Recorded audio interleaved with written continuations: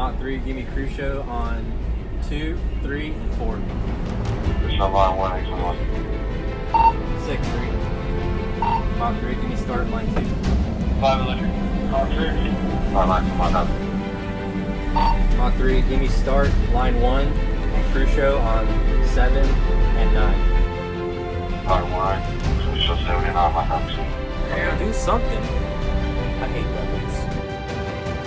Super Ops, line 3, red ball, avionics. Super Ops. Line 7 is code 3 for Flickas. Fuck. Hey, so I started a Patreon because frankly, this stuff's getting expensive. Nothing will change the podcast or the blog if you don't subscribe, but if you want early access to episodes, monthly AMAs, episode shoutouts, voting on podcast topics, and all kinds of 20 Years Done gear, head over to patreon.com/20yearsdone. This month's top tier Patreon shoutout goes to Robbie Walker, Travis Barnes, Kevin Traw, JT Owens, Delinda Baker, and Matt Jones. Thanks for the support. Okay, so today I'm joined on a very special podcast by my old friend Eric Stromski. Eric and I served together in different units at the beginning of our career. Then we came together at Holloman Air Force Base in the end of our career, where we worked together as pro supers in the AMUs there, and then eventually worked at QA together, where I think you were almost like a de facto supervisor for me, right? Pretty much. Yeah. Pretty much. Yeah, I was bounced. I didn't really have much supervision over you, but Yeah, I believe I've been told I'm unsupervisable, I think is what people say. But Eric was with me on the very first podcast episode before this was a podcast, when we were just sitting around trying to talk production theory. And were you there also for the Flight Chief episode as well, I think? not the flight chief. I did a QA episode. QA discussion, production. Most recently, you did episode 32, where you just talked about maintenance culture, leadership, and maintenance, and how that all kind of works. But it's probably overdue for you to come back.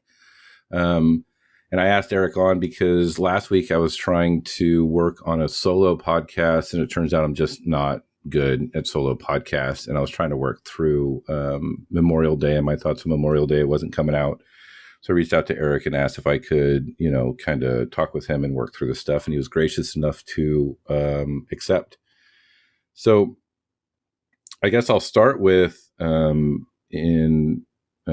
my blog, I wrote a story, and I'll link it on the Facebook page too, titled "These Are the Stories We Tell on Memorial Day." And it was about a chief I had named Chief Roberts, who was a fantastic chief, and he had passed away shortly after he retired from the Air Force. But I told that story because it's important to capture their service and their life as one sort of a big story, and how those stories interweave between their personal, professional relationships, bonds they build.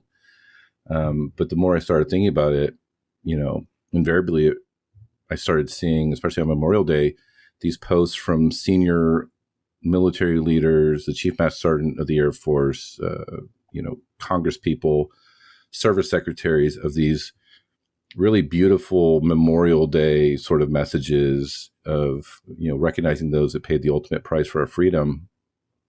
And I think the context was always people that died through natural causes, accidents, combat, some sort of something happened to them. Does that make sense to you, Eric? Yeah, that's typically what you see, posted. That's what our nation as a whole celebrate and remember. It seems to be is that portion of someone died in glory, right? Whether it be even down to like a training accident or something like that. And, it's tragedy all across the board, no matter how you cut it. But yeah, typically it's a pretty somber thing to think about, all the men and women who have given their lives in one way or another to support the country. But yeah, that's typically what you're going to see. And I think there's the historical kind of context for that. When you looked at wars, in the early 20th century, World War I, World War II, you were looking at a lot of loss of life. I mean, we are recording this podcast on the anniversary of the storming the beaches of Normandy. And, That was an absolute meat grinder where we were just hurling souls at a fortified sort of area going, if we throw enough humans at this, we will overcome this. And we need to do that in order for this long-term, strategic position to, wedge ourselves into Europe from Britain, and we can push forth and drive Nazis out. Like, that is typically what you see Memorial Day attached to, where the loss of American lives was going towards a national goal or a national sort of interest. Right.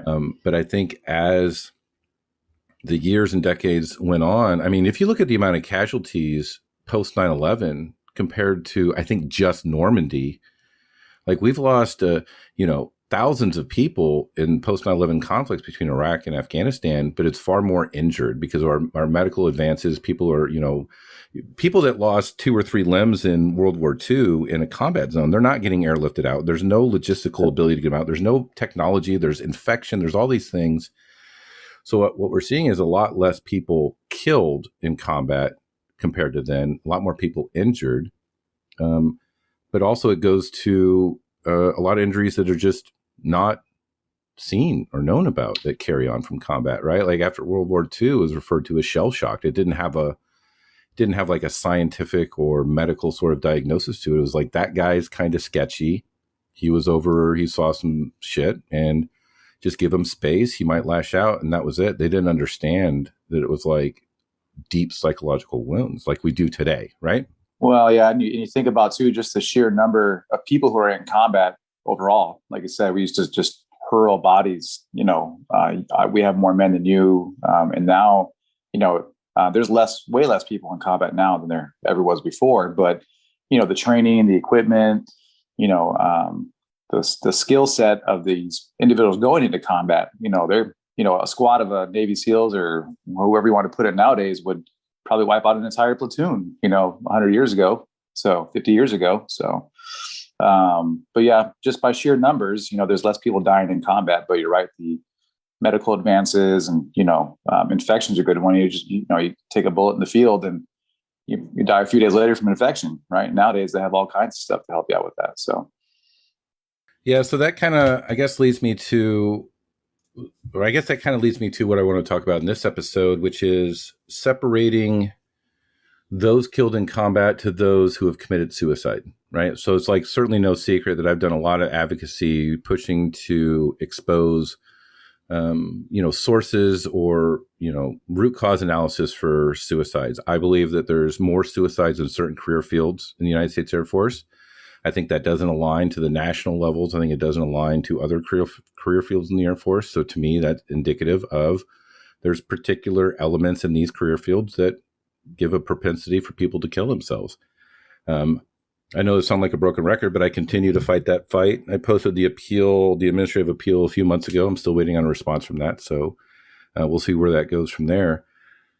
But I guess my first question is, why is it, and I wouldn't even say the service secretaries, the chief master in the Air Force, Congress people, why is it, do you think, service members, and I'm not even talking veterans, I'm talking just service members here, service members that kill themselves, why do you think they are not recognized during Memorial Day or even mentioned?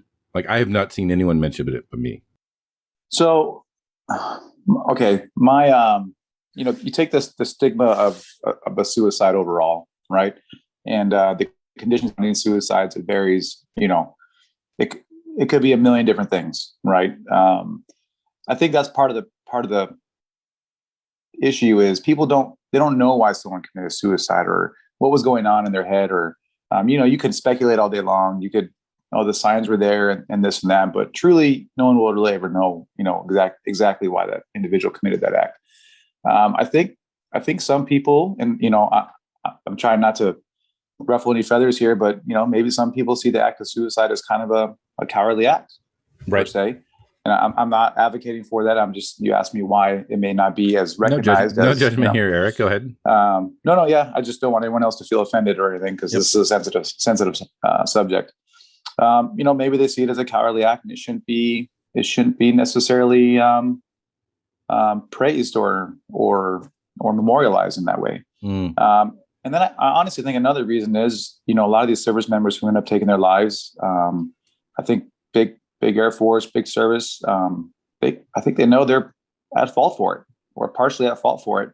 And, when you have a problem such as suicide, and people should be held responsible in certain aspects, and numbers shoot up, and they don't want to, I guess, rehash old wounds. They don't want to bring this stuff up because really it could be related to right back to the service itself. Yeah, I guess it's like, what if the Taliban posted Memorial Day messages on their Facebook page celebrating American service members that had paid the ultimate sacrifice? We would be like, why the fuck is the Taliban? They're the ones that killed us. Like, what are they doing posting these, thanking us for our service and paying the ultimate sacrifice? They're the ones. So I see what you're saying, where the military, it's really hard for them to honor some, and also honor may not be the right word, right? Like, the reality is you don't know why somebody committed suicide. My argument is the culmination of multiple life sort of events can ultimately lead somebody to making that permanent sort of decision. But the reality is, as work stress, ops tempo can wreak havoc on your personal relationship. It can wreak havoc on your physical health. It can wreak havoc on your finances, your sleep schedule, all these things. And I think the culmination of those, while on a superficial look, will look like, well, he was having marital problems and he had substance abuse problems. Okay, well, that's the first layer. Let's dig down a little bit. Why do we think those things happen? And it might very well be because, work is an impossible thing and there's not enough resources and they're just totally wore out. Unfortunately, I don't have the data in front of me, so I can speak intelligently to this just from my own experience. But do we pass the same value judgment when someone accidentally dies at work when they weren't following the TO? Oh, absolutely not.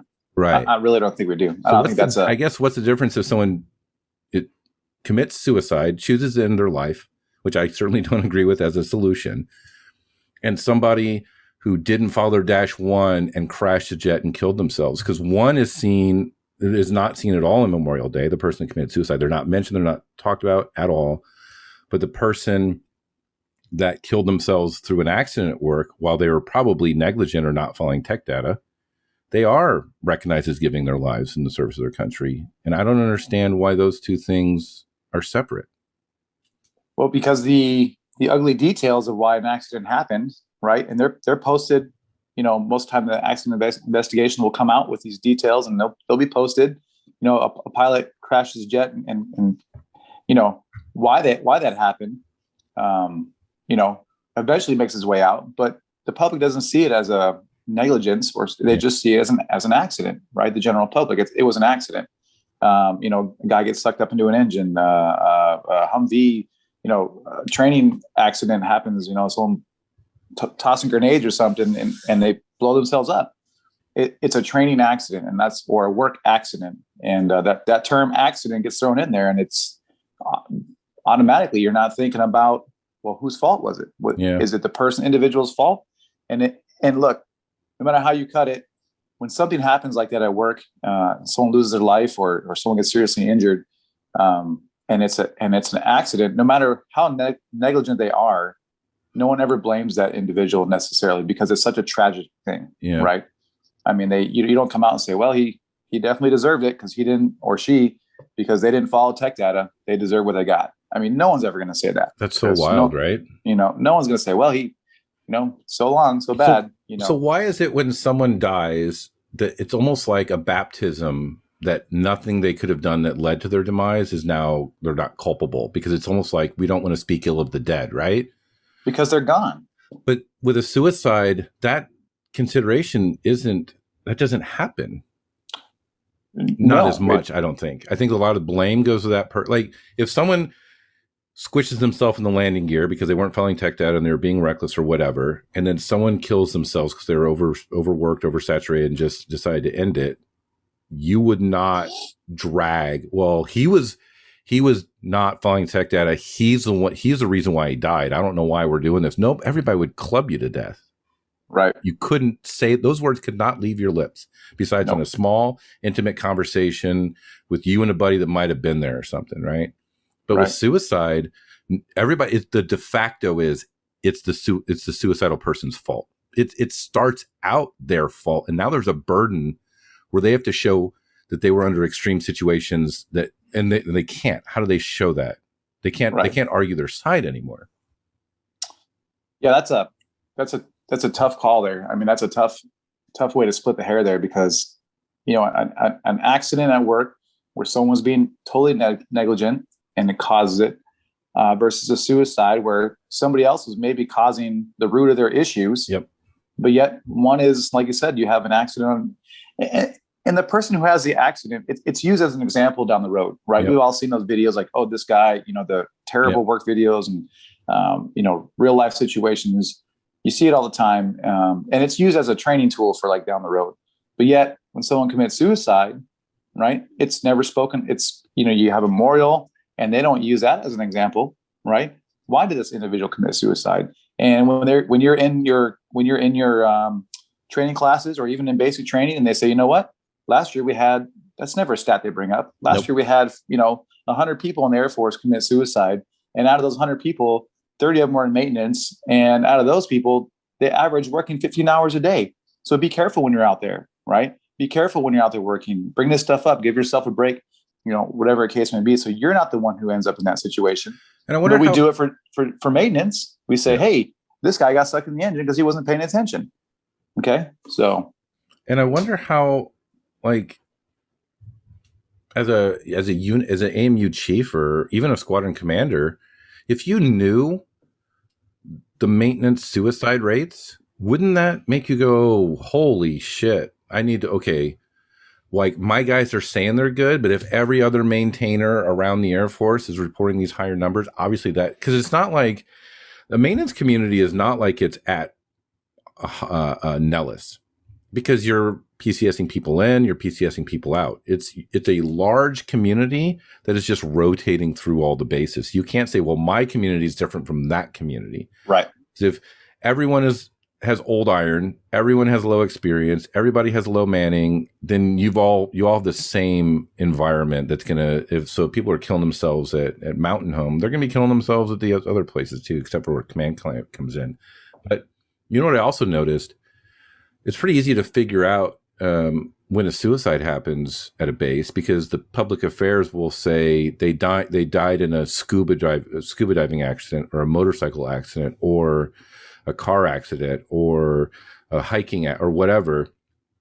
And if they don't say anything, oh, okay, I get it, because we can't say those words, which means we are on, it could be that it's trying to give, space to the family. But I think the reality is because we're just compounding shame at this point. The person that committed suicide was probably ashamed that they couldn't handle their life, which helped contribute to their suicide. Their family is ashamed that they didn't support them adequately, that they didn't raise a good son, that they did, like, look at all these other people that are doing the job, and my son's the one that gave up, or whatever, or the spouse. Like, there's all this shame. The leadership's ashamed because there's this trend of people killing themselves in the Air Force. So it's like, we need to minimize this. Everyone's afraid to say what it is, what's happening. And I feel like an asshole because when I see the black ribbon across a maintenance badge, my first question is, who was it and how did it happen? Because I want to know. And I don't know if I'm being an insensitive asshole here. I don't pass any judgment on anybody for how they die. But like, we have to get rid of this stigma that if you kill yourself, that it goes back to it's not a personal failure. And if you internalize it as a personal failure, that's the culture that promotes people's suicides. They can't talk about it. They can't own up to it. Right. We're talking basically, about why one aspect of death in the military is memorialized and just has there's a whole grand gesture about, giving your life for service. I think one other reason why maybe a suicide is not this on the same level as someone that died in battle or had an accident or whatever. I think it brings up a lot of questions about mental health overall. And, I think just even outside the military, our country has a terrible time talking about and dealing with mental health. We see it, big cities, homeless people, homeless veterans. You go down to the local VA and you see these guys that are just, they're not quite there. And you kind of alluded to in the beginning of the video, the guy back in the day. And he was shell shocked, right? And now we have, terms for it and Yep. kind of narrowed it down, right? I think that's another reason why, like I said, no one wants to really talk about suicide, or it's, I don't know why, but you're right. When someone passes away, I see the black banner go up, and I see people say, hey, can I ask what happened, or who was it? But people put a banner up, but they don't put anything else up about it, right? And if it is a suicide, you're right, there could be a million reasons why they're not doing that. Privacy for the family, or privacy, at first, but eventually the details that surrounded the suicide, you'll never know. Yep. And then also when you obscure that fact, you're also foreclosing accountability, right? Like, and I'm not asking the Air Force or the government to go in and decide if the wife was a terrible wife or the kids were bad, whatever. The Air Force can absolutely control the work environment people are subjected to and the ops tempo they're subjected to. Congress as well, right? Like the last episode I did with Heath Wimberly, I talked about like a lot of honestly, I'm frustrated at the Air Force, but it's probably more Congress's fault for underfunding the Air Force and the executive for overextending our military for every conflict that it gets a whim for. Right. The issue is probably the Air Force is saying, yes, we can, when the answer needs to be, no, we fucking can't. Like, right. You've tapped out. We need like a decade to recoup. So don't pick a fight unless it's a World War III. Like, calm the fuck down. But, like that death, that suicide, that the Air Force does have some responsibility for some of it. And I want to ask the question, who was it and where were they at? And a lot of times people are like, I hear about suicides third hand. I don't get names or anything, but I also know that I'm not getting all of them. Right. I'm getting just a tiny little sliver window in. And what you create is you create these little pockets. It's like pre-internet. Like when I used to work on veterans disability claims when I was an intern at a law firm, we didn't work on post 9/11 veterans very often because they had the internet available to them. They can figure out how to do a VA claim. I'm working on some World War II, Korean War, and a lot of Vietnam War guys because there was no internet to explain. So it was like us old guys, you remember, you get the Nintendo and you tap it a little bit and you pull it out and you blow in it. How the fuck did we figure out how to do that? There was no internet. It was like knowledge passed on from one person to another. And that's what our suicide is now. There's no central database. We're not transparent with it. There's no cross tell of information. There's no reports. There's no, like with a plane crash, we wait for the AIB. We work through, okay, the AIB found this, and this. Okay, I see what led to it. There was a lot of things going on. That doesn't happen for suicides. What you create is these little isolated suicide events that isn't aggregated into a whole picture to figure out what's going on. And only those people that have that knowledge of the event are able to talk about it. But then you don't know how widespread the problem is because you don't know where it's happening because everyone's closed mouth about it. And it's such it's a very, very small, I don't even call it a team that digs into those, suicides. Right. Yep. So, you may have a mental health, ask a few questions of maybe some coworkers or, the spouse or the family. Security forces probably has their hand in there. I talked to somebody that does OSI, and he's like, OSI goes in we verify it wasn't a homicide, and then that's it. We just want to make sure no one committed a crime and murdered him. And once we're certain it's a suicide, we back off, and that's it. We don't do anything anymore. Yeah. So who digs into it? The commander, right? The first sergeant, right? Who digs into why a member in their unit took their own life, right? And when they do dig into it, what happens to that data and that information? Right? What if the guy or gal, whoever did it, writes a note that specifically says, "This is why I did it." Right. I wonder how many suicides in maintenance like, fuck the AMU chief, fuck the commander fucked me over, da da da da. I feel like we should maybe look into this then. And when does it happen? You'll never know it unless you're maybe in that small circle. And like a lot of times, police will take that stuff as evidence, and then they'll release it back to the family. Right. And, most of the airmen, if they're not married or if they're girlfriend, the only people that we're really going to know are the parents or the, next to kin. Right. So if it's a young airman, which that's the high category, I believe. Yeah, males between 20 and 25 or something like that. They're not married or have, girlfriend has no right to it. So his coworkers, his commander, they may be privy to it, but it probably gets boxed up and sent back to the family. Yep. And therefore the reasoning why, or all the digging that should go into it, it just ends. Yep. It just, it's a sad tragedy and we hate to see this happen. And, okay. And like I said, I would love to see, what is it? Kevin Trawl, right? Is that his name? Yep. Maybe he's got some insight onto what happens during like that kind of investigation for that, what they look for, who they talk to, who they interview, and how far they go. I mean, I don't know personally. I've never been involved, but maybe they do. That's probably a good episode discussion. Let's walk through, and I don't know if he ever did, but it would be let's walk through, or I'm sure he was trained on it for being a commander. Let's walk through what happens when a suicide happens, and also it's how problematic is it if the commander is leading that, and a note says, "Oh yeah, the commander fucked me over." Right? Is he going to disclose that? Shouldn't it be an independent thing? It should be. It should be. But maybe I mean, I don't even know what happens during the if it's not a military member, if it's a local member, and someone who in town or just a average citizen. The police do an investigation probably to make sure there's no foul play or anything. Yeah. Right. And then that's it. I would assume. I mean, No, you're right. And I don't want to spend too long speaking from our ignorance, which has been probably the last which is what minutes. I just don't know. We'll see if that makes it in or not. I don't know. But I guess the issue, the real issue here is suicides are still hidden, both culturally and systemically in the military. There's shame wrapped around it. Shame is almost like an onion. Shame for the individual, shame for the immediate family, shame for the work center. Like, I wonder how many commanders feel shame? And then also, how would you counteract that? Like, if you push sorties really fucking hard and this dude ended up killing himself and he put in his note, like, I can't take this work anymore.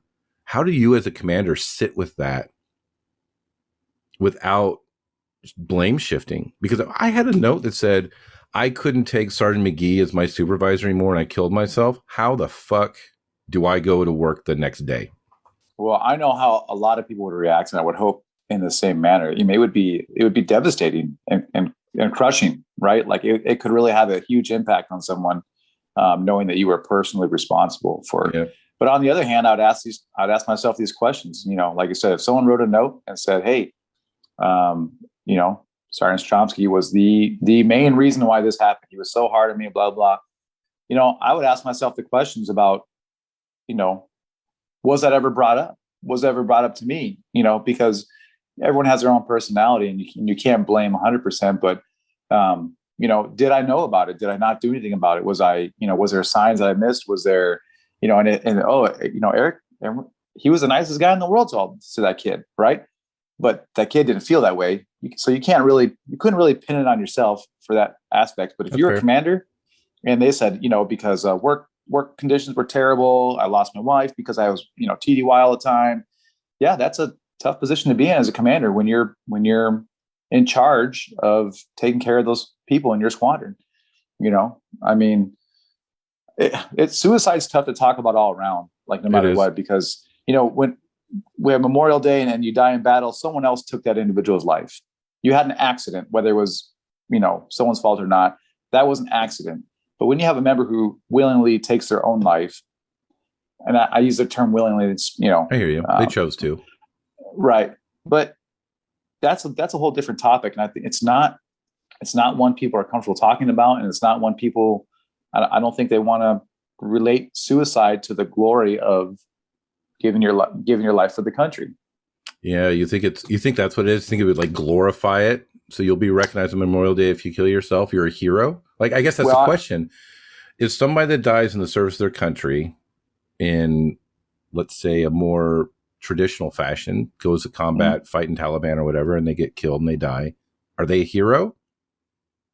And I guess what's the difference between the guy sitting next to his friend that got killed by the Taliban that watched him bleed out and die, and he comes home and that's all he can see and all he can think about, and he can't even talk to his wife anymore. He can't even articulate what he saw or how it felt to know that his failure to cover his friend's back led to his friend getting shot in the neck and killed. And he tries to find numbness in the bottom of a bottle.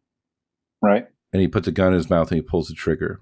Is he less of a hero than his friend that got shot? I don't understand the moral difference between the two. See, you and I understand that, right? But as a general public, do they understand that? Right? Is it as forgiving? Is it forgiving for the guy who can't forgive himself for losing a friend during combat, or and that you can apply that to almost any situation. Who knows, Chris? I don't know. I think that's maybe the big reason why you don't see this posted all over Facebook and all over Instagram and all over the ceremonies and the memorials. There's no memorials for people who have taken their own lives, right? One, like we talked about, people may not even know the reason why it happened. I think that's a start right there. Let's peel back the onion and see what happened. What caused this whole thing. And two, like I said, if you're gonna glorify suicide, hey, some people may, hey, this is a way to get my point across, right? This is maybe a way to get me recognized. Who knows, Chris? I mean, it's a good question. I don't really know, but I can tell you, I think the general public doesn't really see the difference between what you described a minute ago. I don't think they understand, right? But how often the general public are people? I mean, in the military, in my career, there was probably about 6 total suicides in my career, right? Two people I knew personally, and the other 4 were, some were coworkers and some were just, on the base or whatever. So out of 21 years, I knew 6 people. I wonder if you ask a civilian who's never worked in the military, how many suicides I'd be curious to know something like that. If you ask somebody that works at FedEx working on their planes, right. So you have nearly equal, work, like it's blue collar working aircraft maintenance. Right. How many suicides? What's their average for suicides? You're talking 1 every 3 years? I doubt it. It could say something too with the closeness of the military, right? It's gotten smaller, right? I spent a long time at Luke and Holloman. We hear stuff that happens locally, right? I don't hear anything about that happens at, North Carolina or Korea or, Japan. You don't hear any of that information ever. We hear about an aircraft crash, an accident from all over the world, but we never hear about those. Yeah. So I think it's you're running 2 motivators at once. You have the shame of all the people that knew him that feel like they've let him down. And then you have the shame, the systemic or the organizational shame of the military that their numbers are higher than others. Right. So now they don't want to broadcast there was a suicide because it's going to be questions. And as you know, as well as I know, there's nothing a weak leader hates more than a question. Oh, yeah. Right? How many morning meetings do we go trying to avoid? We want to have no questions. Okay. That's not life. Are you familiar with the term malingering, Eric? Malingering. Yeah. I'd be lying if I said knew 100%. So okay, so malingering is basically either faking an injury or actually injuring yourself with the purpose of avoiding some sort of military requirement, either a PCS, a PT test, a shift, or whatever. Either actually injuring yourself or pretending like you're injured, right? Okay. That's covered under the UCMJ and something I actually don't know what it is. I didn't look it up because it doesn't necessarily pertain to this. Did you also know there's a UCMJ article for self-harm without any sort of malingering elements of intent to avoid anything? Huh. Nope. We have a UCMJ article that says you can't hurt yourself, even if your reasons is not to avoid like work or performance. Service, if right. It's just you want to hurt yourself, that's a crime. Really? So do they charge these individuals with crimes? I would like to think not, but as you'll see in next week's podcast, that sometimes we charge people for some dumb shit as well. Well. So also, there was a story of someone who worked in the med group somewhere, I don't remember where, who took home a catheter, like a small catheter, and they intended to put it in their artery, I think, and basically bleed themselves out. Oh my gosh. And thankfully they didn't. And they called a coworker or supervisor either that night or the next day or something and confessed what they had done. And they got the mental health they needed. And then while they were at an in-treatment facility, their commander and first sergeant showed up to give them paperwork for stealing a $2 catheter. Okay. So I think it's important to note, like, not only is suicide or self-harm shameful,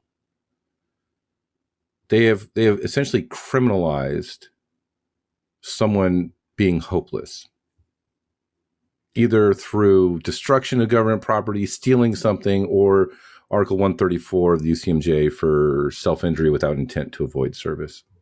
I mean, I can only imagine when those kind of articles are put in there, right? I don't think that wouldn't necessarily be the intent of that article. I can't imagine that would be the intent of it, right? That's tough. If you're going to harm yourself, because I'm me, I've never been in a situation. I don't know what situation to be in where I could want to hurt myself, not to avoid work, but for some other reason, right? So you hear typically the people cutting, right, or who are depressed, and that's probably a common one. And if you this is not the same thing, but you get sunburn going down the Salt River and you can't work the next day, you can get charged for that because you're now taken away from what we're paying you to do, right? If you're depressed and you're cutting yourself and you end up in the hospital, right, because you can't work because you didn't attempt a suicide, but you're maybe you caught an infection or something, I don't know, and they're going to charge you for that. Is that what you're saying? Well, actually, let me add a little bit of clarification to it. Okay. So I guess you're going down the Salt River and getting sunburned and can't work. That may not qualify because the conduct of the accused was either to the prejudice of good order and discipline to the armed forces or was of a nature to bring discredit upon the armed forces. I'm not sure if getting sunburned, and in fairness, you didn't have that information. I didn't provide it. But those two things are really weird, right? Like, how does me self-harming impact good order and discipline in my unit? And how does me self-harming bring discredit upon the armed forces unless there's an active suicide epidemic in the armed forces and another suicide brings discredit upon the armed forces? But does it?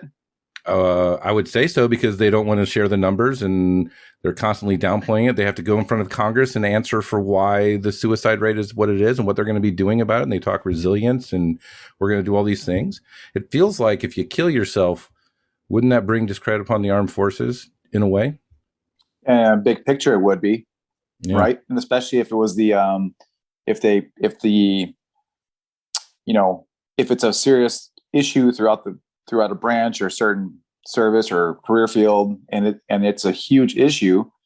The general public's gonna want to know, right? Why is this an issue, right? Why does this keep happening? And I can imagine all those parents and wives and related individuals and best friends would want to know the same question. Why is this such an issue within maintenance? Why is this such an issue within, security forces or whatever the case may be? What are you doing about it, right? What's changed? And if they're not willing to let anyone know that stuff, who's going to ask that question? No one is, because they're all in those tiny little bubbles, like you said. I hear about a suicide locally, but I don't hear about it, globally, right? We don't hear about other bases, other issues. Airman XYZ commits suicide. His stuff gets packed up, sent to his parents. Yep, you hear about it locally, and he gets added to some statistic that nobody knows. We don't know the whole picture. You've been asking for this stuff for how long? 3 years? I started July of 2019, 2 years. Yeah. Is that right? Yeah, that's right. July 2019 is when I first asked for it. And you're only asking for maintenance. Yeah, I asked for all AFSCs so I could compare maintenance. So I could compare maintenance against all the other ones. Right. Yep. And you still haven't received it, have you? No, what I got was they'll give me all the twos. So all the twos, 2A, 2W. So it's all logistics, all the ones, all the threes, all the fours. It's not the granular of which career fields have higher suicide. Because thankfully, I hope we'll see if anybody listens at the Pentagon, but Somebody gave me all the end strength numbers for all the maintenance AFSCs for the last 12 years, everything.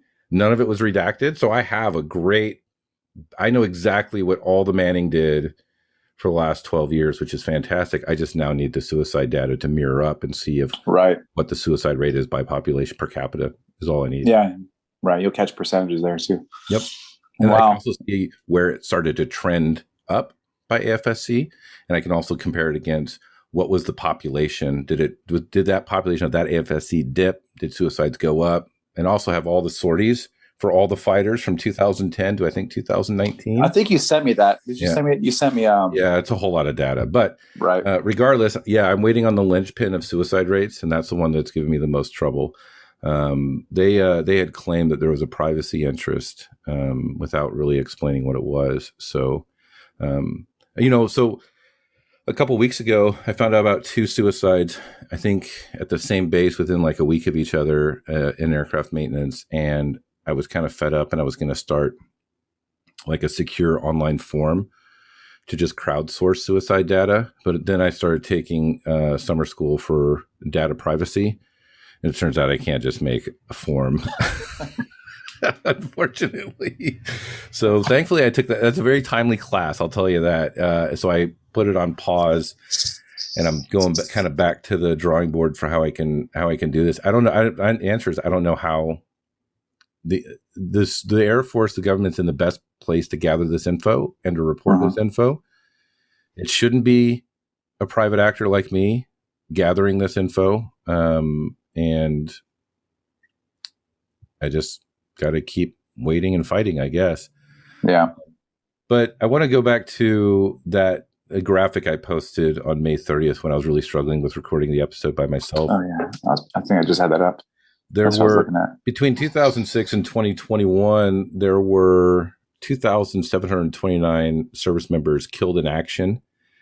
And then there's another 890 that died of wounds. I didn't really include that in my initial analysis, but the died of wounds might have been they were injured in action and eventually later kind of succumbed to those wounds outside of action per se.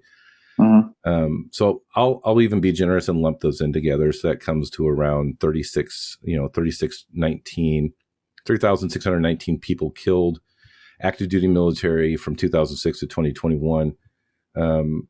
Suicides, it still exceeds that. Yeah.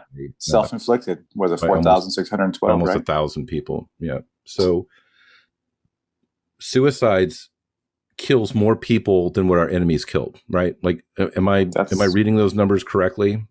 Nope. That's exact. I mean, that's the conclusion I would come from. Right. So, that's a very disconcerting number. And the reality is, we put forth a lot of effort stopping the enemy from killing us, right? Armoring vehicles, training, pouring billions and trillions of dollars into the war on terror to make sure that we can do something and protect our people the best we can. But we're still like at the mercy of how prepared the enemy is. Like sometimes it's an unknown. We don't know where they're going to be or what their methodology is going to be. But the reality is, like, we know when we send human beings into a meat grinder of a career field or a unit or a combat zone, that they're just going to get chewed up mentally and emotionally. There's an absolute burden on the military to, take steps to really mitigate the harm where they can, and then also like recognize that, like, you would be hard pressed to find General Patton like. When given the numbers of people killed in World War II, storming the beaches of Normandy, he's not gonna deny the numbers. He's not gonna deny that his order led to those. I think it was a lot of people dying. And to me, it's especially painful that the military is unwilling to accept responsibility for these suicides. There's no accountability. There's no recognizing. Yeah, we could have done better. Well, that's a pretty telling stat, right? About the number of deaths, wounded and or killed in action. I think one thing that's important to remember too, like we talked about, the sheer numbers of people in combat has gone way, way down. I mean, dramatically, right? So that's one reason why those numbers are so low. But it doesn't change the fact that that's where we are today currently right? And it's trending in the wrong direction. It's great not to see people killed in combat for sure. Like that's, that number starts going down, whether it's less people in combat or better training, better equipment, who knows? That's always great. But to see suicides, be the second cause of death, behind accidents, and those numbers continue to climb. How do you not address that overall? Like that's your second leading cause of death. And to me, a lot of them probably could have been prevented. Yep. Right. I mean, you can't change their mind otherwise. Early interaction. I mean, like I said, who knows? It's tough to say, but if someone's going to,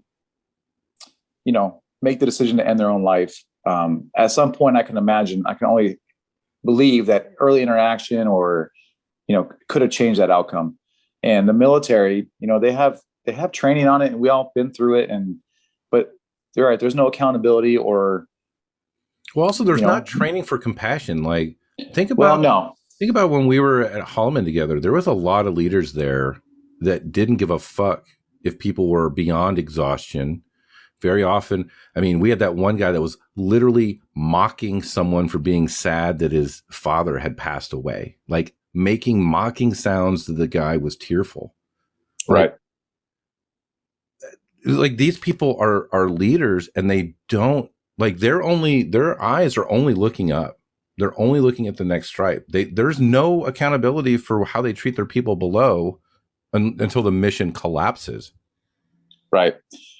But that's, I hate to say that be even a generational thing, but I don't think it is. Every generation of people in the military, that the one prior to them was tougher. Yeah. And, especially in maintenance culture, and I can imagine it bleeds through a lot of different AFSCs. It's a tougher culture. We're tougher people. We can just deal with shit. We don't have to worry about, we don't have emotions. We're not millennials. We're not, wussies or pansies or whatever you want to call it.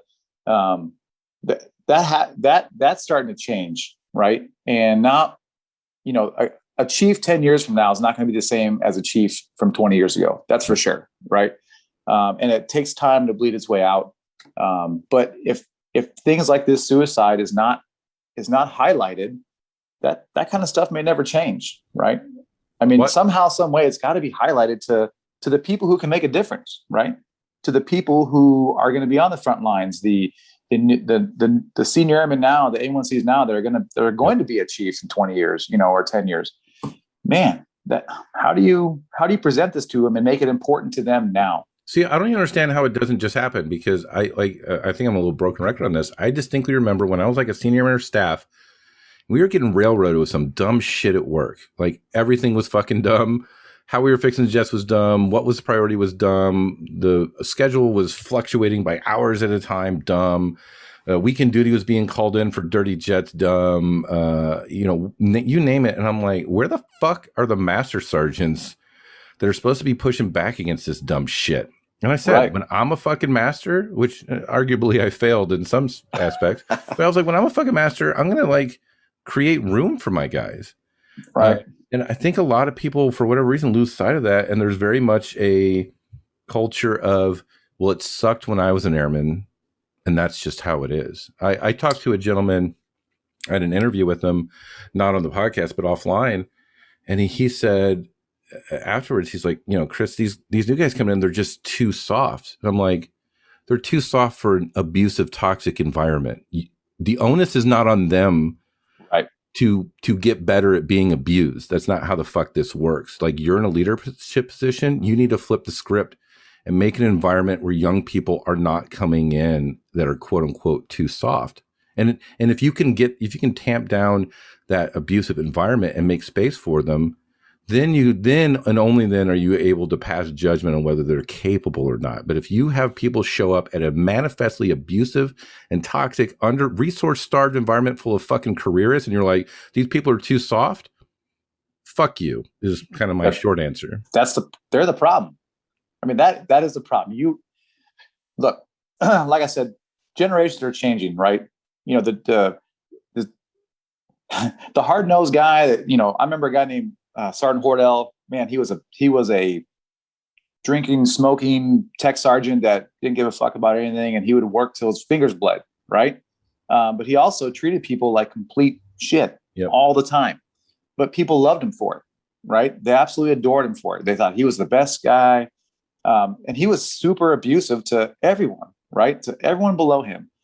But yet the guy worked his ass off, right? So that he got a hard pass. He's like, oh, you're kick-ass worker, you're a good maintainer. What's that? That sounds familiar to me. Yeah. Right.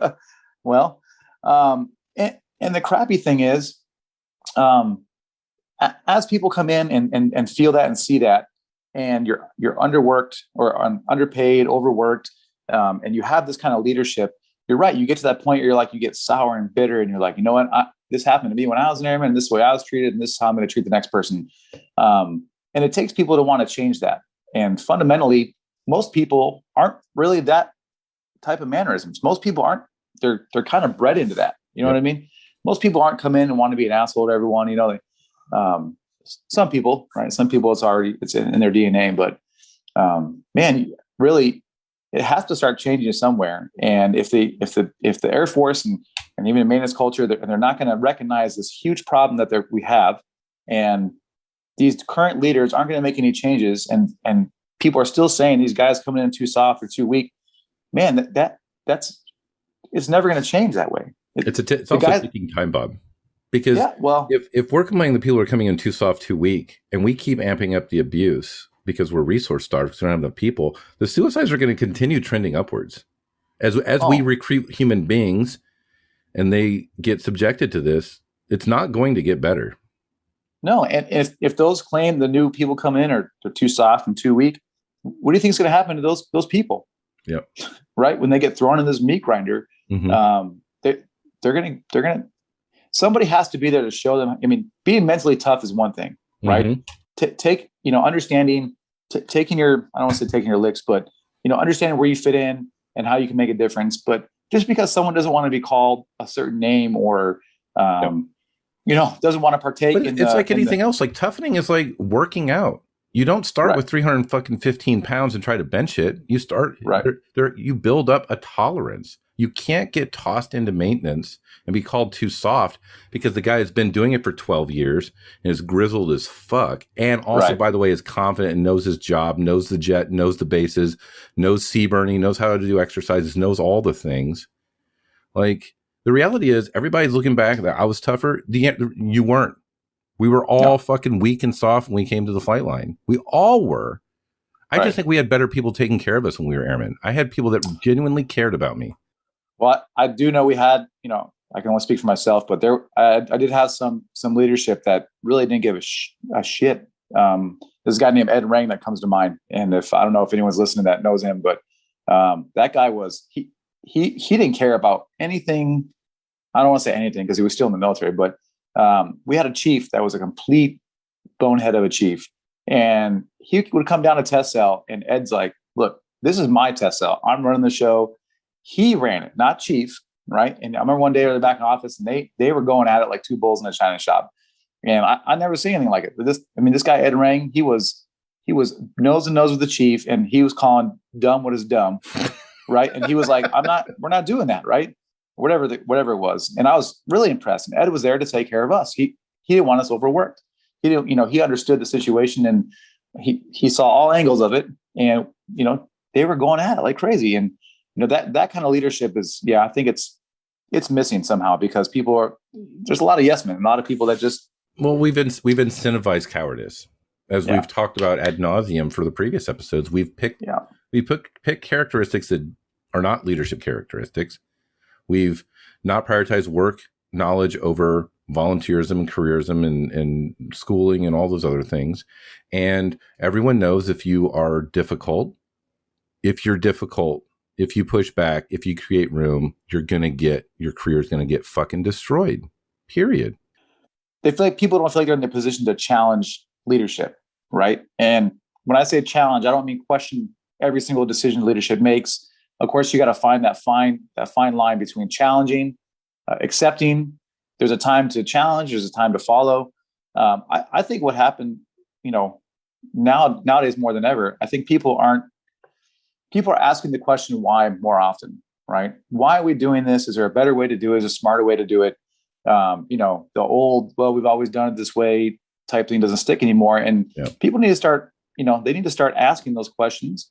And like you said, you push back on things that are unethical. They're dangerous. You're not taking care of your team. We talked about the radon thing that one time, and it's that kind of stuff has to happen. And people are afraid to ask these big questions. And I do get taking care of your career, because most people have families at that stage, families and kids and wives and take care of. And, there is aspirations, and they say, when I make the next stripe, I'm going to make a difference. Right. I know I am. And I know that's like 99% of the people that sew that crap on. They're like, I'm definitely, when I become a master, I'm going to kick ass. When I become a senior, I'm not put up with any shit.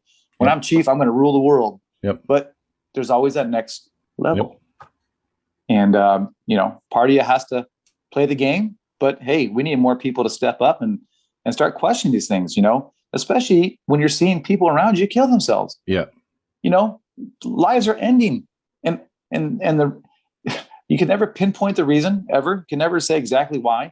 But when stuff contributes, when this guy's been working 12 hours for the last 6 months every day, the guy's wife if you're a supervisor and your troops having trouble, you should have those conversations with him or her. You should know about them. I think that's another part too. People don't want to take time to get to know their subordinates, right? I mean, spend some time with them, talk about their family life. And well, I think it's also a symptom of being resource starved. Like, you can barely have enough time to get the jets fixed. You can't, you're trying to manage your own relationships. It's hard to add another hour to your 12-hour shift to sit down with your subordinate and talk about them, or on a weekend that's so precious that you plans with your family to hang out, look at what happens when there's a squadron picnic. It's all the brown nosers, senior NCOs and officers, and a few other random people that either got goat roped in because they didn't understand what the fuck they were agreeing to, or people that had no plans, they just want some fucking free food. I have just accurately described everyone that's at a Saturday squadron picnic. There's no one else there. Like, the reality is our weekends are so precious that it's hard to be a good supervisor when you're all of your time is dedicated to getting the mission done. See, and at some point, people who are really dedicated, they make that jump, Chris. They make that decision to put their airmen ahead of everything else. And I've seen it. There's a couple of guys I worked with that their whole life was the Air Force. And they were great supervisors, great leaders, great maintainers. And they would help. They would stay for 20 hours a day if they could. And they were mentally tough, right? They put up with it, and they made the choice to do that. And that there's nothing wrong with that. That's we need people like that. But we need people to say, you know what, I'm gonna show up to these functions. I'm gonna, my time is the Air Force time. Unfortunately, it comes at a price, right? I mean, most of those guys aren't married or divorced and didn't have kids, and really didn't have a personal life. They were just always working. And see that's a scary prospect when they retire or separate. Well, it becomes hard to deal with. Their identity goes with it. Right. I mean, I see it in corporate. I have a guy at work. His name was Jay, and 26 years he worked for the company, and he worked all the time. He was always there. It was great for support. I mean, people saw him there all the time. He was always on weekend duty and everything, but that's all he did. And now he's retired, and he's got nothing left. I think he's doing too well, to tell you the truth. All right. So just to bring it all together, I think we need to shift how we see suicides. I feel like, it's weird as it sounds, we need more transparency. We need to talk about it more. We need to share those stories. We need, and obviously I've advocated for an independent investigation after every sort of suicide. I think Memorial Day should memorialize both of those that died in service to their country because of someone else's hands, but I think also their own. I think just because they succumb to the hidden wounds, the mental health issues, the hopelessness that sometimes comes with the military service, I think they still gave their life for this country. Or in some cases, I think this country took their life from them. And I think they should be honored just as much as somebody that has gone into a meat grinder of a situation, or in the scenario I gave, the guy that got shot in the neck and the guy that held that guy that getting shot in the neck. They're both heroes in my book, just because one experienced like mental and psychological wounds that later, culminated in him taking his life, he's no less noble because of it. And I think people that they should be celebrated. And I think it also should be a question of what happened. And I think there needs to be accountability. And I'll tell you right now, there is not accountability, because what we've done is we've rested accountability on the media and on Congress. And if no one's saying the numbers out loud, the media is not going to know. And I don't know if you noticed, but Congress is busy with everything else. So at this point, not to sound terrible, but a lot of people in the military are toiling in the dark, and people are killing themselves, and no one's talking about it. Right. Yeah, I think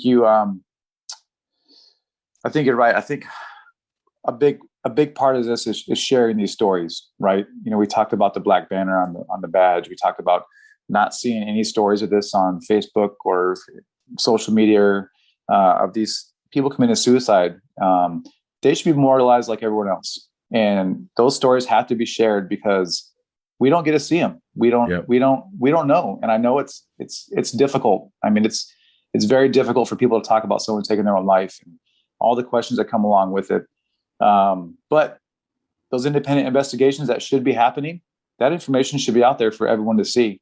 And, that combat buddy that took his own life because he couldn't just deal with his buddy losing his life in combat. Yep. That story should be shared. Stuff like that should be shared. I'm not saying every suicide is going to be, worthy of, I won't say worthy of sharing, but, we have to get it out there more often. It's got to be a topic that's not in the back of our minds or not like a taboo to talk about. It's got to be talked about, just like mental health in our country. It's got to be talked about as well. Yeah. I, for one, when I start seeing the badge with the black, I'm going to start asking more questions, and it's not to drag the person. I want to be able to understand the depth and width of what's going on. And a loss of life shouldn't be for nothing. Yep. Right. We learn from accidents, training accidents. We rewrite tech orders. We rewrite safety manuals to prevent that from happening again. And we make sure there's cautions and warnings in there. Where is that for suicides? Yeah.